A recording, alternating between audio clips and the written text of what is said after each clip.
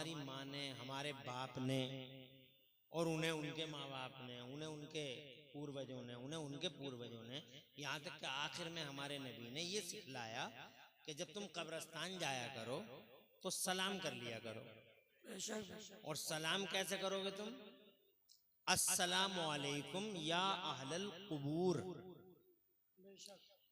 एक कब्रों वालों अस्सलाम वालेकुम, एक कब्रों वालों अस्सलाम वालेकुम। वहां ये नहीं कहा जा रहा है फरिश्तों सलाम वालेकुम, जिन्नों सलाम वालेकुम, ये नहीं कहा जा रहा।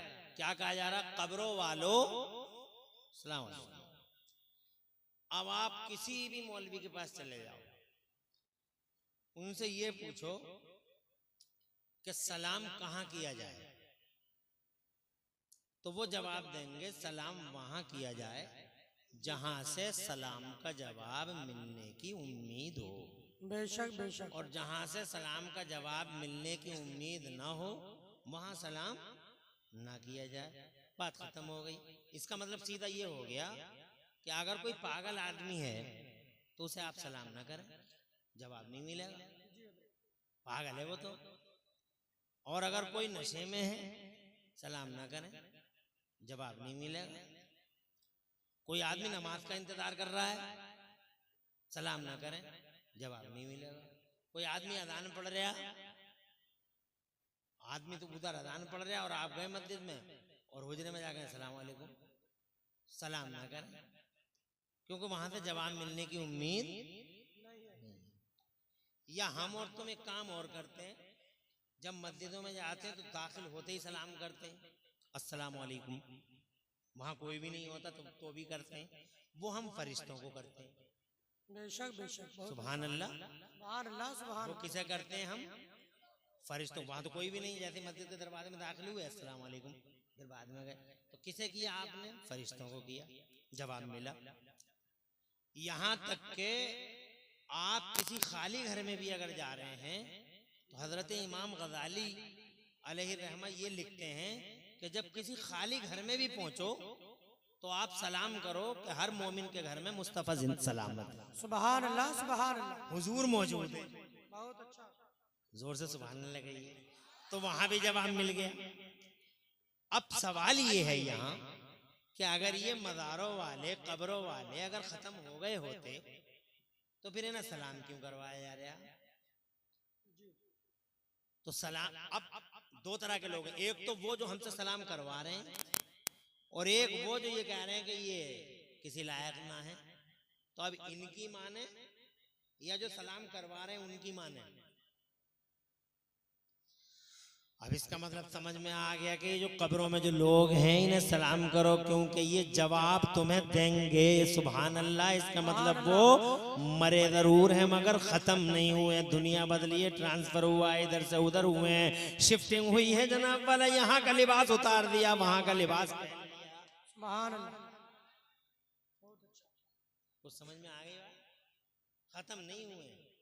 वहां भी खत्म हो जाते हैं, देवबंदी खत्म हो जाते हैं, लेकिन सुन्नी अल्हम्दुलिल्लाह मरने के बाद भी जिंदा रहते हैं। बेशक बेशक। हाँ, पहुंचवा दो, आराम करवाओ, थक गए होंगे। तवज्जो है आपकी जी। तो मेरा मतलब कहने का ये हुआ, एक बात तो ये समझ में आ गई आपके कि सलाम करवाओ। सुभान अल्लाह। तो ये खुली दलील है या नहीं है? या मुझे बताओ जो ये कह रहे हैं मर के मिट्टी में मिल गए ये, या मिट्टी के तोदे हैं ये, या मिट्टी के ढेर हैं ये। आज तक तुम मुझे बताओ, तुम्हारी इतनी उम्र आ गई, मेरी भी आई, तुम्हारी भी आई, ये हमारे संभल से नंबरदार आए हैं, वो बैठे हुए हैं, यासीन भाई की जमीयत के माशाल्लाह बड़े जिम्मेदारान संभल तक से आए हैं। इनकी इतनी उम्र आ गई, ये हमारे चचा बैठे हुए हैं, इनकी उम्र आ गई, ये ताऊ बैठे हुए हैं, इनसे पूछ के देखो इन चचा ताऊओं से भी। और ये सफेद दाढ़ी होगा, अबरार मुल्ला जी कहाँ आ गए या नहीं आए हैं? बैठे बैठे। तो इन सबसे ये पूछ के मुझे बताओ कि तुम्हारी इतनी उम्र आ गई, आज तक तुमने मिट्टी के ढेरों को सलाम करा? जैसे मिट्टी की दीवारें होती थी पहले घरों में, मोटी मोटी दीवारें, 9 इंच की नहीं होती थी, 20-20, 21-21 इंच की मोटी मोटी दीवारें। और हम तुम सब गुजरते थे कच्ची दीवारों के पास से, तो कभी कह के गुजरे के दीवार साहब सलाम वालेकुम, मिट्टी साहब सलाम वालेकुम? इतने बड़े बड़े पहाड़ खड़े हुए, कभी तुमने कहा कि पहाड़ साहब सलाम वालेकुम, हिमालय जी सलाम वालेकुम? ये मध्य प्रदेश में, राजस्थान में और इधर नैनीताल में इतनी बड़ी पहाड़ियां खड़ी हैं, कभी किसी पहाड़ी को सलाम किया? मिट्टी के ढेरों को सलाम नहीं किया जाता। बेशक मसला क्लियर हो गया जनाब वाला कि ये मज़ारों में जो मौजूद है ये मिट्टी के ढेर नहीं है। मिट्टी का ढेर वो है जो इन्हें ढेर बता रहा है। ये जनाब वाला जमीन पे भी जिंदा थे, जमीन में भी जिंदा है, जमीन पे भी देखते थे और जमीन में भी देखते। माशाल्लाह, खुश रहे मेरे गुलाम नबी भाई, अल्लाह खुश रखे, आबाद खुश रहो, आबाद रहो, माशाल्लाह। अल्लाह इस मोहब्बत का सिला दे आप लोगों को। इसका मतलब संभल से बहुत लोग तशरीफ लाए हुए हैं, आबाद रही। तो एक मसला तो समझ में आ गया, नहीं? अब अगर कोई तुमसे ये कहे कि इनमें रखा ही क्या है, इनमें रखा ही क्या है जनाब वाला, तो मैं आपसे बताना चाहता हूँ कि अल्लाह ताला ने इन्हें बड़े रुतबे दिए, बड़े दर्जे दिए। अल्लाह ने इनका तसर्रुफ कब्र में जाने के बाद और बढ़ा दिया है। ये 5-4 हज़ार किलोमीटर दूर है बगदाद वाले शहंशाह, 4,500 किलोमीटर दूर है बगदाद वाले शहंशाह। अल्लाह की कसम, तुम यहाँ 4,000 किलोमीटर के फासले पे रात के 11:30 बजे मोहब्बत का चराग जलाया, तो ये बिला वजह नहीं है। खुदा की कसम, किरणें उधर से उठती हैं और सीधी तुम्हारे सीनों को रोशनी देती हैं। सुभान अल्लाह, सुभान अल्लाह, माशाअल्लाह। आज तो सुभान अल्लाह, सलामत, बहुत अच्छा था। खुश रहो, खुश रहो।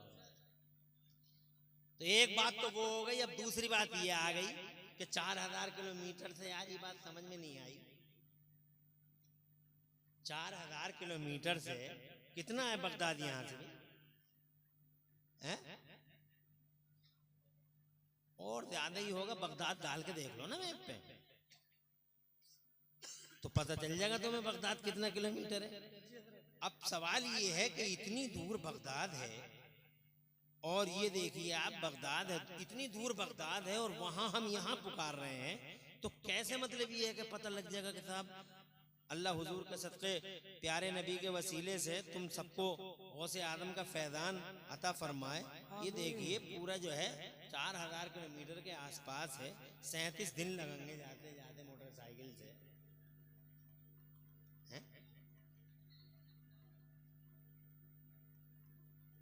कुल मिला के मैं आपसे ये कहना चाह रहा हूँ। दूसरी बात है ये, एक तो ये कि वो जिंदा है, दूसरी बात वो तुम्हें कुछ देते हैं क्या? कैसे कह सकते हो तुम? वो इतनी दूर है, तुम यहाँ हो, कैसे दे सकते हैं? तो इसके लिए मुझे थोड़ा सा फिर संभल जाना पड़ेगा। अभी मैं आ रहा था संभल, यहाँ मुजफ्फरपुर, ईशा का टाइम हो गया। मैंने ईशा की नमाज पढ़ी शेख बहाउद्दीन की मस्जिद में, चौधरी सराय की जो मस्जिद है, उसमें मैंने ईशा की नमाज पढ़ी। ईशा के बाद वो इमाम साहब हजरत मौलाना सुलेमान साहब, उन्होंने 15, 20, 30 लोगों को बैठा रखा था ईशा के बाद। मैंने कहा तुम क्या कर रहे हो यहाँ? यानी नमाज के बाद बैठा रखा था। बोले मैं रोजाना दर्स हदीस देता हूँ और मसले सिखाता हूँ। मैं भी एक मसला सिखा के आया, मुझे बहुत खुशी हुई। मैं भी ईशा के बाद उन्हें एक मसला सिखा के आया और एक हदीस सुना के आया। मुझे बहुत खुशी हुई कि अगर इमाम हजरात पर्सनली ऐसे टाइम में इस तरह का काम करेंगे और नौजवानों को पढ़ाएंगे, तो इंशाअल्लाह ये नौजवानों का पढ़ाना और पूरे ये जलसों का ग्राउंड एक तरफ और वो 30 मिनट का पढ़ाना एक तरफ, बेशक बेशक, बहुत ज्यादा मालूमात होगी हमारी पब्लिक को। अब वो लोग भी अल्हम्दुलिल्लाह सुन रहे थे, बहुत बढ़िया। फिर मुझसे कहा गया कमरे में बैठ जाओ, चाय आ गई, चाय ठंडी हो गई तो कहा गया इसे गरम कर दे, लड़का गरम करेगा। और मैं अभी आ रहा हूँ हजरत। लड़के ने मेरे ही सामने गरम किया, तो वहां इंडक्शन का चूल्हा रखा हुआ था। चूल्हा बटन दबा दिया इस लड़के ने, और बटन दबाने के बाद में उस पे वो रखा हुआ था कटोरा गरम करने के लिए। मैंने देखा कि ना आग जली ना धुआं निकला। और फिर मैंने हाथ रख के भी देखा उस पे तो वो ठंडा था और चाय खोल रही थी। फिर मैंने कहा तुम उठाओ इस चाय को, जरा पेपर रख के देखो। तो मैंने उस पे पेपर रख के देखा। मैंने कहा कटोरा पेपर के ऊपर रखो, तो फिर खोलने लगी वो। मैंने पेपर को छू के देखा तो पेपर बिल्कुल ठंडा। फिर चूल्हे को देखा वो ठंडा, चाय खोल रही है। अब तुम मुझे ये बताओ, ये अभी अभी की बात है, अब तुम मुझे ये बताओ मुजफ्फरपुर और आसपास के जिंदा-दिल गैरतमंद मुसलमानों, ये ना आग जली ना धुआं उठा, तो फिर ये चाय खोली कैसे? तो तुम कहोगे कि मौलाना ये बहुत ही एडवांस एज है। आप कहोगे इमरान हनफी साहब ये बड़ा एडवांस एज है, अब यहाँ मामला बिल्कुल चेंज हो चुके हैं, आग नहीं निकलती न धुएं उठते हैं, अब तो मशीनों से किरणें निकलती हैं और वो किरणों का एक टारगेट होता है, वो किरणें अपने टारगेट को हिट करती हैं, टारगेट अचीव होता है, वापस हो जाती हैं। इन किरणों के और टारगेट के बीच में चाहे पेपर रख दो, चाहे कपड़ा रख दो, चाहे माइक रख दो, किसी को वो कुछ नहीं कहती किरणें, उन्हें तो जहां लगना वहीं लगना है। वाह वाह, बहुत अच्छा, क्या बात है। उन किरणों को तो जो काम करना, कुछ समझ में आ गई? अब जनाबे वाला बिलाशुब आप समझ गए होंगे। अब मैं कह दूसरी बात नहीं मेरी जनाब वाला, मैं ये कहना चाह रहा हूँ अब कि जैसे तुम्हारे चूल्हे से किरणें निकली, बेशक बहुत अच्छा हजरत, बहुत शुक्रिया।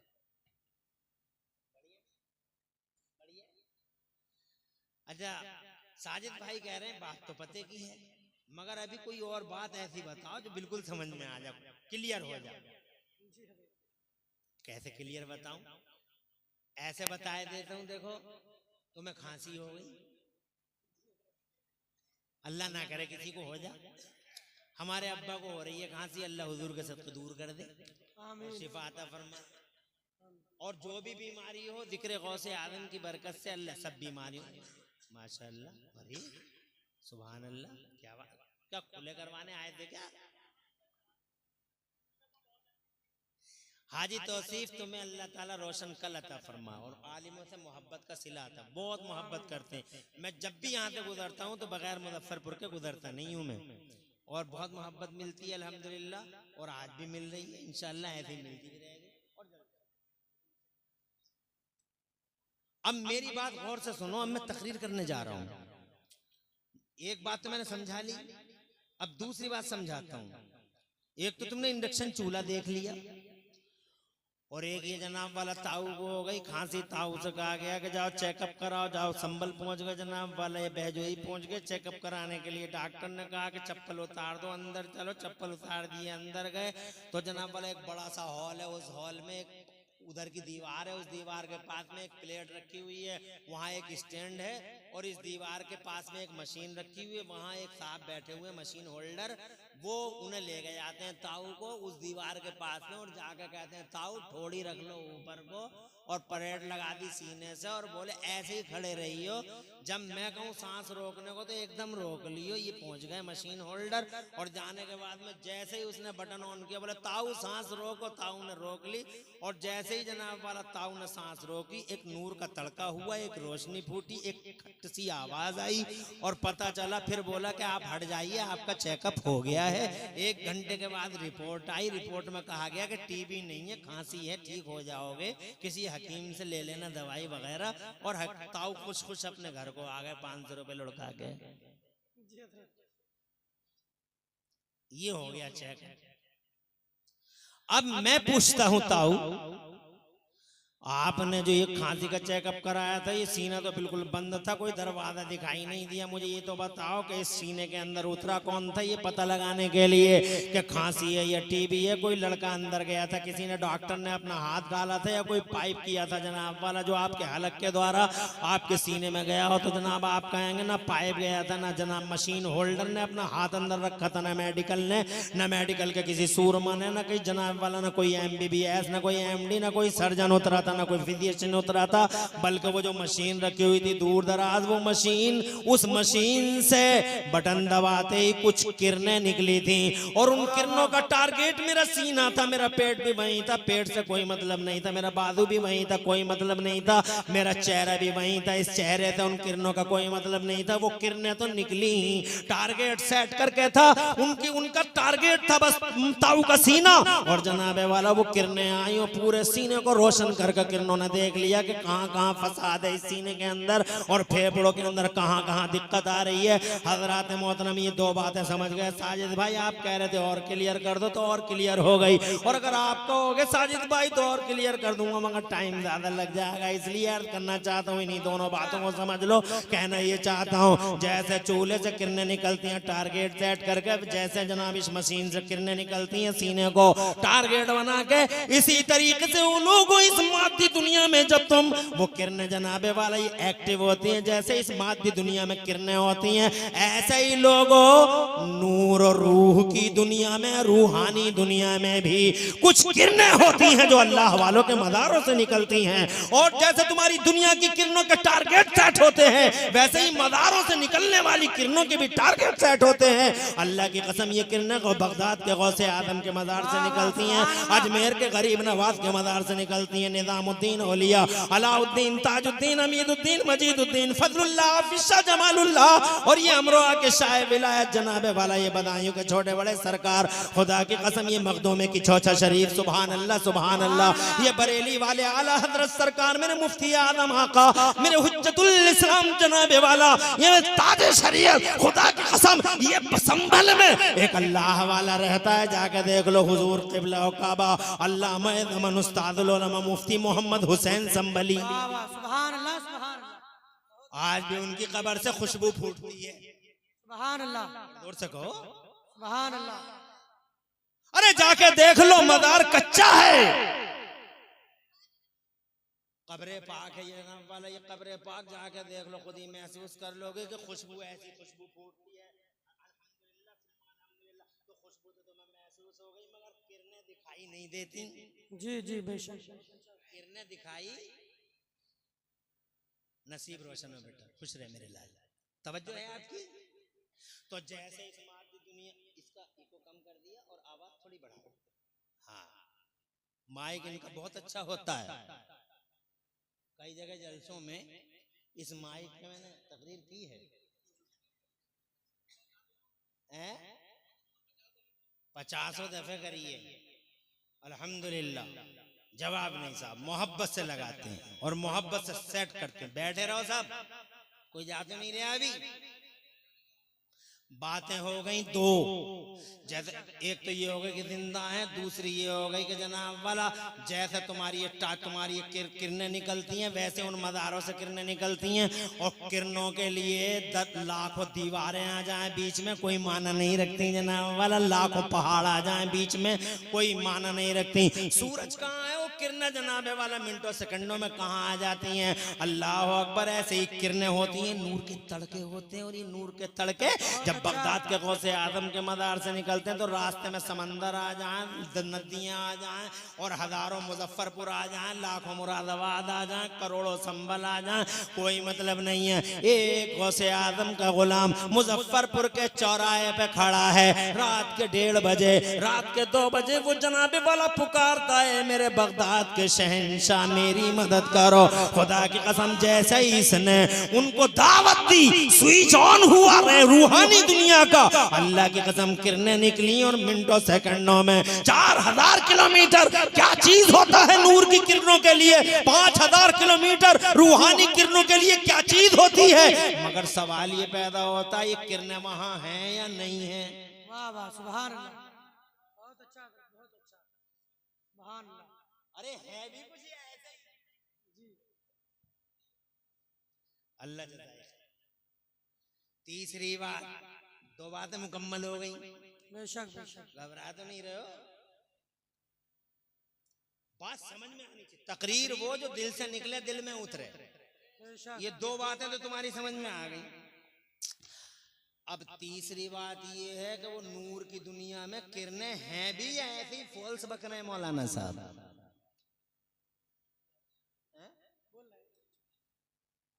बैठे रहो, तालिब इल्म मेहमान है रसूलुल्लाह के, बहुत मोहब्बत से ऐसे ही बैठे रहो।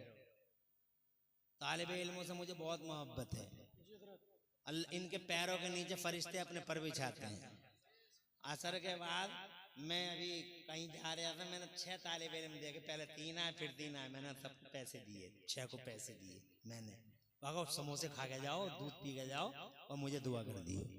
ये काम तुम नहीं करते हो, तुम तो गुटकों में उड़ा दोगे। मगर कोई तालिब इल्म मिल जा तो तुम्हारे पास ये खोपड़ी नहीं है कि तुम बस खाली कहते मौलाना से कहते मौलाना दुआ कर दियो, मौलाना दुआ कर दियो। अरे मौलाना के पास इतना टाइम रखा, हर एक के लिए दुआ करते रहेंगे? मौलाना दुआ करवाने के कुछ काम होते हैं, अपने आप निकलती हैं दुआएं। जैसे मैंने तालिब इल्म से ये नहीं कहा कि दुआ कर देना, बल्कि तालिब इल्म को मैंने 20 रुपए दे दिए, 50 रुपए दे दिए जनाबे वाला, उसने दूध पी लिया, कुछ एनर्जी आ गई, उसे ताकत मिल गई, एक आयत करीमा उसने याद कर ली, वो आयत करीमा का याद करना अल्लाह को पसंद आ गया, मेरा बेड़ा पार हो गया। सुभान अल्लाह, सुभान अल्लाह। दुआएं ऐसे होती हैं जनाब वाला कि पूरी बस्ती में नारे लगा, नारे तकबीर, नारे रिसालत, उलमाए अहले सुन्नत, उलमाए अहले सुन्नत, आ जाइए माशाअल्लाह। मसलके आला हजरत। देखिए हमारे उलमा तशरीफ ला रहे हैं, तशरीफ रखें, आइए। वालेकुम हजरत तशरीफ ला, माशाअल्लाह खैरियत है, तशरीफ। अल्लाह ये नहीं करना चाहिए, ये लोगों ने फैशन बना दिया। दुआ में याद रखना, काम ऐसे कर दो जैसे तुम अपने गांव में किसी बुढ़े को देख लो, किसी बुढ़िया को देख लो कि उनकी औलादों ने उन्हें पैसे देने बंद कर दिए हैं जनाब वाला, वो पैसे नहीं देते, मारते हैं बुढ़े को और मारते हैं बुढ़िया को और गालियां देते हैं, और वो बेचारे बुढ़े बुढ़िया खांसी से परेशान है, बीमारियों से परेशान है। तो जनाब वाला आप एक काम करो, 100-200 रुपए उस बुढ़े तक पहुंचा दो, नाम भी अपना छुपा लो, किसी और के जरिए पहुंचवा दो कि 100-200 रुपए जनाब वाला पहुंच गए वहां, बुढ़ा या बुढ़िया दवा लाएंगे, और दवा लाने के बाद रात के 2 बजे जब उन्हें सुकून मिलेगा तो वो अपने बेटे के लिए नहीं बल्कि दुआ तुम्हारे लिए करते हुए नजर आएंगे कि या अल्लाह उसे चैन दे दे, जिसने मेरे साथ ये अच्छा सलूक किया उसे सुकून अता फरमा। ऐसे दुआएं मांगी जाती हैं। पूरे गांव में देख लो कौन सा यतीम बच्चा, उसका दाखिला करवा दो स्कूल में या मदरसे में पढ़वा दो, अल्लाह को अगर कोई अदा उसकी पसंद आ गई तो खुदा की इज्जत की कसम तुम्हारा बेड़ा पहले पार हो जाएगा। दुआ मांग, दुआ लेने के तरीके ये होते हैं। ऐसे इन तालिब इल्मों से मोहब्बत करो, जहां भी ये तालिब इल्म मिल जाए जनाब वाला 10, 20, 100, 50 रुपए इनको जनाबे वाला चाहे छुपा के चाहे दिखा के इनकी जेबों में रख के आगे को बढ़ जाओ जनाब वाला। जब एक आयत करीमा पढ़ लेंगे और सुनाएंगे, अल्लाह तबारक व तआला याद करेंगे, अल्लाह महबूब कर लेगा, अल्लाह पसंद कर लेगा, हमारा तुम्हारा पहले बेड़ा पार हो जाएगा। एक बात तो ये हो गई, मैं ये अर्ज करना चाहता था, नूर है भी या नहीं, बहुत अच्छा, बहुत अच्छा। रोशनी है या नहीं है? तो पहले तो मेरा कुरान कहता है, अल्लाह फरमाता है औज़ु बिल्लाहि मिनश शैतानिर रजीम क़द जाअकुम मिनल्लाहि नूर। ए लोगो, अल्लाह की तरफ से तुम्हारे पास एक नूर आ गया, यानी रोशनी आ गई। और वो रोशनी कौन सी है? वो रोशनी मेरा महबूब है, मदीने वाला मुस्तफ़ा है। अल्लाह ने नूर जनाबे वाला नूर को बशर की दुनिया में भेजा, सुभान अल्लाह। वो नूर की दुनिया में थे 2520 खरब साल तक, जो वो जनाब वाला नूर की दुनिया में थे, वो कुर्बे खास में थे। मैं तुझे देख लूं, तू मुझे देखते रह, कुछ भी नहीं था, न जमीन न जमान न मकीन न मकान न जहान न सिस्टम न निजाम। संसार की रचना करने वाला एक अल्लाह, और वो जिसके लिए संसार की रचना हुई वो रसूलुल्लाह। बस कुर्बे खास में मेरे महबूब का नूर है। तू मुझे देख, मैं तुझे देखूं। 2500 खरब साल तक लगभग ये सिलसिला चलता रहा। फिर अल्लाह ने अपने नूर को अपने नूर से पैदा किए हुए मोहम्मदुर रसूलुल्लाह के नूर को बशर के लिबास में, इंसान के लिबास में 12 रबीउल अव्वल शरीफ को खाकदाने गीती पे भेजा। मेरा नबी नूर बन के, मेरा नबी बशर की शक्ल में जनाब वाला वो नूर है मगर बशर के लिबास में, यहाँ कायनात के पर्दे पे तशरीफ लाए। हज़रात मोहतरम समझ में आ गया कि अल्लाह भी नूर है और प्यारा मुस्तफ़ा भी नूर है, संसार की रचना करने वाला भी नूर है। औज़ु बिल्लाहि मिनश शैतानिर रजीम। अल्लाह नूरुस समावाति वल अर्द। Allah is the light of heavens. Allah नूर है, अल्लाह रोशनी है, अल्लाह प्रकाश है। तो जब जनाबे वाला वो नूर है, उसने जनाब वाला अपने नूर से जिस नूर को पैदा किया वो मेरे मुस्तफ़ा का नूर है। उस मुस्तफ़ा को अल्लाह ने इंसान के लिबास में मक्के की जमीन पे भेज दिया, मगर बशर का लिबास जरूर दिया, मगर नूर का गलबा रहा। यानी रोशनी बन के आए मुस्तफ़ा, उजाला बन के आए मुस्तफ़ा, पूरी दुनिया के लिए उजाला है मेरे महबूब। हजरत मोहतरम ये तो समझ में आ गया कि नूर आए हैं। खाकदाने गीती पे मक्का शरीफ की जमीन पर 12 रबीउल अव्वल को रोशनी आई अल्लाह की तरफ से। हजरत मोहतरम मगर सवाल ये है कि इस साइंस की दुनिया में हम कैसे समझें कि वाकई उजाला है यहाँ? तो हमारे पास साइंस का एक मुशाहिदा है। आपको शायद याद होगा ये बात साबित हो गई है। अब ये बात किताबों की नहीं बल्कि मुशाहिदे की दुनिया की हो गई। पिछले दिनों में आपने सुना होगा एक खातून थी, नासा की बड़ी अधिकारी थी, साइंटिस्ट थी, याद होगा आपको, पढ़ा होगा आपने कहीं। क्या नाम था उनका? सुनीता विलियम जी। 6 महीने सैटेलाइट में रही थी वो। कितने दिन? अंतरिक्ष में। ऊपर से उन्होंने अंतरिक्ष में पूरी दुनिया का फोटोग्राफ लिया, पूरी दुनिया का। तो जब उन्होंने फोटोग्राफ लिया पूरी दुनिया का, तो जब फोटो लिया तो उसमें कुछ भी नहीं आया। न संभल आया, न मुजफ्फरपुर आया, न मुरादाबाद आया, न जनाब वाला डींगरपुर ताहरपुर आया, न जनाब वाला चमोली, और न जनाब वाला बिसोली आया, और न जनाब बहजोई, और न जनाब वाला चंदोसी आया। कुछ भी तो नहीं आया। हजरात मोहतरम, ना अमरीका, ना अफ्रीका, ना ऑस्ट्रेलिया, कुछ भी तो नहीं आया। पूरी दुनिया अंधेरे में है, कुछ भी दिखाई नहीं दे रहा। ऐसे ही अंधेरा जैसे तुम पिछले जमाने के टीवी होते थे, लाइट भाग जाती तो जग कैसे होते थे, ऐसे जर्रे जर्रे से। पिछले जमाने के टीवी जब खुलते थे और लाइट भाग गई, अचानक लाइट भाग गई तो अब ब्रॉडकास्टिंग का सिलसिला डिस्कनेक्ट हो गया। जब डिस्कनेक्ट हो गया तो फिर क्या आता था पर्दे पे? जर्रे जर्रे, पता ही नहीं। ऐसे ही सैटेलाइट से जब सारी दुनिया का फोटोग्राफ लिया गया तो वो खुद कहती हैं, उनका बयान सुनो, मजा आ जाएगा और ईमान ताजा हो जाएगा। माशाअल्लाह, खुश रहो, आबाद रहो। मगर मेरी तकरीर सुनने के लिए कम से कम तीसरी बात बता रहा हूँ, 11 बातें बतानी है बड़े पीर साहब की निस्बत से। और इन्हीं 11 बातों को सुन लेना और इंशाअल्लाह मुझे खुशी हो रही है कि तुम बड़ी मोहब्बत से गुफ्तगू सुन रहे हो। बहुत अच्छा। अल्लाह खुश रखे। हाजी तौसीफ साहब, तुम्हारे दिल का खुलूस रंग लाया। कारी इरफान साहब कहाँ गए क्या?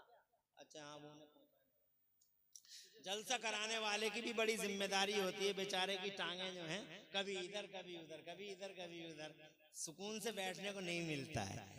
खुश रहे मुजफ्फरपुर वाले लोग। तो ये तीसरी बात सुन लो। तीसरी बात ये है कि वो नूर है या नहीं है। तो अब सुनीता जी कहती हैं जनाब वाला जब वो वापस आई तो अमेरिका के साइंटिस्टों ने, ये एक लाइट बंद नहीं हो सकती, पसीना बहुत आ रहा है। अमेरिका के साइंटिस्टों ने जब वो वापस आई तो जनाब वाला कहने लगी, तवज्जो है आपकी, उनसे कहा गया, What did you see Sunita during the visit to satellite? ऊपर गई थी, क्या देख के आई हो? ऊपर गई थी, What did you see? क्या देखा? विजिटिंग के दौरान जब आप सैटेलाइट पे गई थी, What did you see during the visit to satellite? गई थी ऊपर, क्या देख के आई हो?